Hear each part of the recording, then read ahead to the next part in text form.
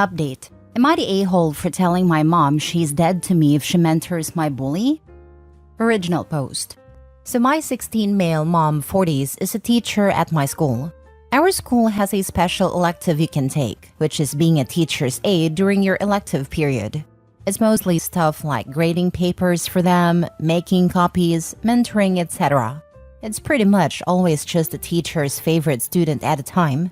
I found out at the beginning of the semester that my mom chose Dave, 17 male, to be her teacher's assistant. Dave has made my life a living nightmare since middle school. He has bullied me mercilessly both physically and emotionally since 6th grade. I don't want to get into everything he's done to me, but everyone is fully aware of it, including the school and my parents. There have been countless meetings with school administration and suspensions on his end, but it never stopped him. Since we've been in high school, I haven't had to see him as much, which is a relief, but the times that I do are always terrible. When I found out that he was her new teacher's assistant, I was obviously very hurt and confused. I asked her, why would you want to spend extra time with someone who made my life so terrible? She said that she had him in one of her classes, and that he really isn't such a bad kid, but he has a really terrible home life that she can't tell me about that makes him act out. For the record, my mom has always had a soft spot for kids who come from bad homes. I reminded her of all the things he had done to me, and she said that she understands, but he really needs help right now. I told her I get that, but why does it have to be you? We have a huge school full of teachers and staff who can mentor him. Why does it have to be you? She told me to stop being selfish, and some kids have it harder than I can imagine, and she's just trying to help. I was honest with her and told her that if she continued to have him as her aide, she was dead to me. She was choosing him over me, and she would no longer be my mother. I would no longer talk to her, and the minute I turned 18, I was moving out, and she would never hear from me again. She rolled her eyes and said I was being dramatic, but after a couple of days of ignoring her, I was grounded. It didn't change my mind, and my dad then tried to force me to talk to her. I still refused. So they pretty much took everything away from me one by one for the past few weeks. I no longer have my car, computer, guitar, and most recently my art supplies. And I have to come home from school and go straight to my room, and I'm not allowed out except dinner until I start talking to her again. They don't realize that this is just strengthening my resolve. I'm going to sit in this empty room every day silently until I'm 18, and they'll never see me again. My mom keeps coming in crying and begging me to talk to her, which makes me feel kind of bad, but she still won't remove Dave as her aide. Am I taking this too far? I just feel so betrayed. Now for the top comments before reading the update. I'm sure Dave has a rough life, but it doesn't excuse his cruelty towards you. I would be extremely hurt if my mom sided with my bully. Your mom should ask one of her colleagues to take him on as an aide, and then tell Dave that given his prior history with you, it is no longer appropriate for him to be her aide. Unfortunately, she's obviously not going to do that, since she herself has resorted to bullying her own child for not just getting over it. The fact that they are punishing OP over this is wildly devastating. An ongoing conversation would have been one thing, but to see your child so upset and hurt and punish them for it, mom is freaking depraved. Yes, OP, tell your mother you now understand why she chose to mentor Dave. She's just as much a bully as he is, so it's no wonder they get along so freaking well. Not the a-hole. If my mother would have done that to me or one of my brothers, we would have treated her like a traitor. She puts her savior complex, or whatever this is, over your mental health. She is in addition to that disloyal to your family. Just ignore her and organize your life. Do good in school and leave her behind when you are old enough and independent. I cannot even compute how people do this to their own blood, but here we are. I wish you the best. I couldn't figure out what was bugging me about this. It's the mom's savior complex. You got it down perfectly. She wants to be the teacher who reformed her son's bully at the expense of her relationship with her son. Well, when it's finally shown she's a bad parent and he bails at 18, she'll get her recognition. Charity is great when you make others suffer for it and you get all the credit. There's a saying, it is easy to be generous with other people's money. Now for the update. A lot has actually happened since last week, and while nothing is really fixed, I think things are going in the right direction. On Friday, I got called out of class to the guidance counselor. When I got there, my mom and the assistant principal were there as well. The counselor asked me to sit down and said that me changing tracks from college to trade, like I mentioned in my last post, was a big decision. And she wanted to sit down with my mom and me to figure out if this really was the best for my future. She first asked me if I would fully explain why I wanted to switch. I explained the whole situation from my perspective and about how I was being punished. I said that if this is how I was going to be treated from now on, I wanted to become independent as soon as possible, and going to college would have me relying on my parents for longer than I would like. She then asked my mom if she had anything she would like to add. My mom tried to downplay the whole situation at first and make it look like I was just being stubborn and disrespectful. But as the counselor asked her more questions, it became pretty clear that my side was truth. After this, the assistant principal stepped in and said that a teacher's aide was not worth all of this turmoil and that Dave would be switched with another teacher.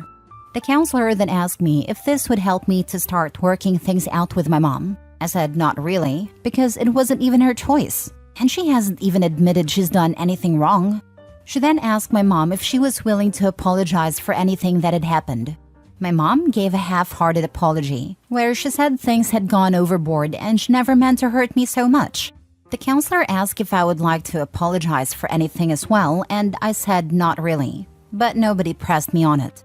The counselor then said about my transfer. It was too late for the semester. What she suggested is that my mom and I, and possibly my dad, should go to a family counselor for the rest of the semester. I would stay in my current classes, my parents would give me all of my stuff back, and we could see if we can come to some kind of peace before next semester. She then asked my mom that if after that I still had not changed my mind, would she accept the class changes. My mom said no at first because she wanted me to go to college, but I told her that she had already failed me as a mother once. Please don't do it again. She got really quiet and said she would agree to it if that was what I really wanted. When I got home, all of my stuff was returned to me. I also started talking to my mom again and just kind of felt like there wasn't a point to ignoring her anymore. I don't treat her like a mother or anything anymore, but I'll answer her if she asks me a question. It just feels like that now that I have a plan, a lot of my anger is gone, and I just see her as a person who happens to live in my house. We haven't scheduled our first counseling session yet, but I don't see it changing much anyway. The damage is done, so I don't see myself changing my mind. That's pretty much it. I probably won't update again unless something crazy happens or something. Thank you to everyone who gave me good advice. Update us when you graduate, or let us know how the trade route goes, or update us once you finish the semester. We're all here cheering you on. Honestly, I'm glad that you got your stuff back. But it's wild to me that it took your assistant principal saying WTF, this isn't worth it, to switch out Dave. I think your plan is good. The fact that your mom hasn't apologized speaks volumes. I won't count that half-baked apology. Yes, I really don't understand his mom. What is her deal? What is her problem? What is her thought process? It's wild to me that after everything, she still can't see she needs to talk to her kid and explain where her head is at without denigrating her own child. I'm just flabbergasted. Her hero complex is higher than being a parent. I suspect you nailed it right. It's mind-boggling she was willing to hurt her own kid this badly. You either die a hero or you live long enough to see yourself become the villain. I'm so sorry your mother isn't capable of seeing how she's hurting you, but at least it's a change for the better. Having grown up around multiple insanely self-centered and narcissistic grown-ups that pop out children without any expectation of raising them, I believe every word. Fun fact. The worst parent I know, a dude who fathered and abandoned at least 15 children across multiple states. Settled down in his 60s and is now raising one son with a random lady. Here's the kicker. By all accounts, he's an amazing dad. People are insane. Next story. Am I the a-hole for snapping back at my mom and saying, why can't you just be like my cousin's mom when she was comparing me to my cousin? I, 16 female, have a cousin, 16 female, who my mom often compares me to. My cousin has really good grades, her lowest being like a 96, while my highest grade is a 73 in PE. Yes, I know it's bad. Me and my mom got into an argument a few days ago about my grades. My grades are a thing we argue about a lot. My mom had checked my grades while I was out at work, and they were 24, 17, 73, 0, 36, non-graded class, 58, and 42. I know they're horrible, but I can't help it. The reason my grades are so low is because I never have the energy or time to do assignments. I wake up, go to school, after school go to work until 11 p.m. on school nights, and 1 or 2 a.m. on weekends. Then I go home, clean, and if I have an appetite, then make food and then go to sleep and the cycle repeats. I'm honestly beyond exhausted when I get home. Oftentimes I can't sleep, and I don't even have the energy to change clothes or shower.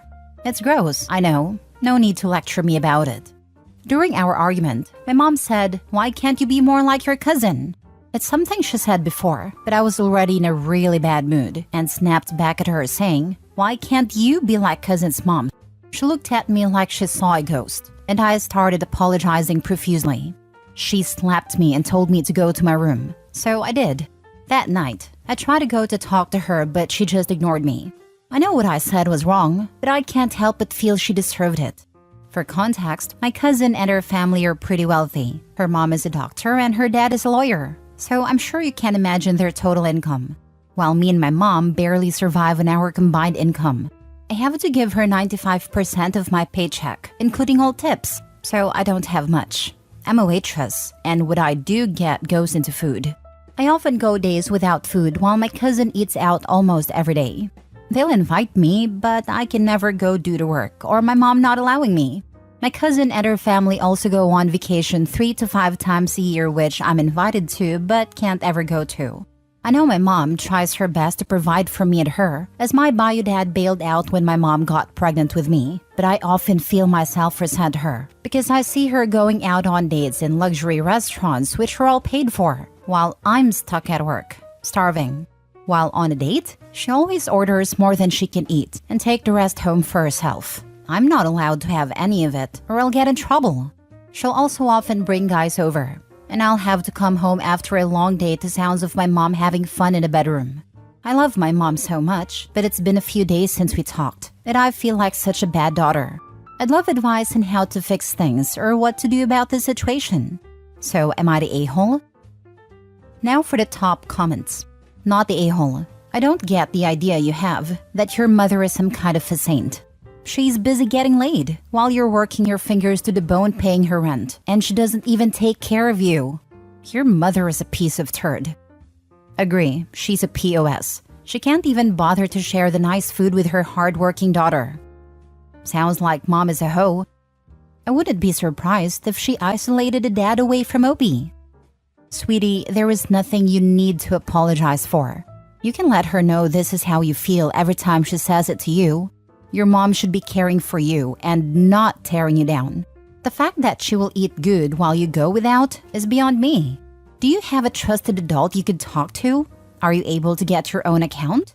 As a mother, I will say what your mom should say. I am proud of you. Thank you for doing your best while helping your household. The fact that you work and go to school is amazing. Don't ever quit. Please don't think that this is all life has to offer you. I see so much strength and potential in you. You have a fighter spirit. What are your plans for after high school? Thank you. And I have my cousin's parents I can talk to, but it's always with my mom's supervision, and there are some things she forbids me from talking about, which I have not included in this post. About after high school, I don't really have any plans as I know my grades are really bad, so it's likely I won't get into a college or something. Last story. Am I the a-hole for demanding my dad's wife cut her only family out of her life over a prank? My dad married Bridget 10 years ago. My brother and I were a-hole kids who did not like her, so we put purple dye in her specialty purple shampoo for blondes. It didn't even work as well as we thought, because we didn't realize dye needed to soak in, so she was left with a few purple streaks she couldn't get out. Now, I'm not saying it was okay, but Bridget lost her mind. She was hysterical and screaming at my dad she was going to hurt us, saying she would never be in the house with us again. At one point, she began scratching herself because she was so distraught. Bridget ran off and my dad lost his crap on us. He said we ruined his life, and she was the only thing that mattered to him. Bridget refused to return to the house if we were there, so he banned us from the house. Our mom had primary custody anyway. He kept saying he would never forgive us. When I graduated high school, he refused to help me with college. I ended up working multiple jobs to get by, and my brother simply never met. I always thought this would blow over, as I thought she was his midlife crisis. As before meeting Bridget, he was the definition of a stoic hard-ass. Nope, he was acting like some obsessed teen boy. Well, we recently reconnected and they're still together. My wife wanted me to play nice with him for financial reasons and for our daughter's future. She even wanted Bridget to help her get a job. My dad is willing to help us out but shows no remorse and says we need to understand she is his life. Well, they recently celebrated their 10th anniversary, and Bridget's brother-in-law decided to reminisce and put some purple stuff in her hair, which is washable, but she had a hell of a time getting it out of her very blonde hair. Don't get me wrong, he got smacked for that. But 1, there was no hysteria. 2, my dad was laughing at her and made her pose for a picture. 3, there was 0 ultimatum. Apparently, he gets a pass because he's a huge prankster. Also, he got her way worse than I did. When I found out about this, I was irate. So it is okay for a grown man to do, but not a dumb kid? I called him up and said that Bridget needed to cut them out of her life if my dad wanted any relationship with me. My dad said I was being ridiculous, as they were her only family and only parent figures. I reminded him I was his freaking kid. He claimed she was much more anxious and insecure when I did it, and claimed that it was different because he did it with love, and she was scared of what my brother and I would escalate to. I told him I hope the next prank is near and they can both buzz off, and unless she cuts out her brother-in-law and sister, no more contact from us. My dad is backing Bridget 100%. Info: how many other pranks were prior to the purple hair dye? That wasn't a prank, they were intentionally malicious. They hated her and wanted to punish her. Sounds like OP hasn't changed much. Yeah, it was a malicious attack. It's different too, coming from someone who hates you and wants to hurt you. So you were 17 when you did your prank to a woman you admit you didn't and still don't like. Of course she had a bad reaction, and her husband backed her up. Do I think it was too far to ban you guys permanently? Yep. But you did have your mom to stay at, who had primary custody. This getting back in touch with dad is financially motivated, by your own words. What her prankster sibling did, while similar, had nothing to do with you. They have an entirely different relationships than you did, as your dad's kids who never liked his wife. Whatever trust was building, you destroyed with that prank. Of course you're the a-hole. You also seem to not realize you have no leverage when it comes to your dad. You only came back around for financial reasons, and for this pawns you apparently can't even support yourself. So how is you threatening to cut contact from him a threat? You reached out, not him. Idiot.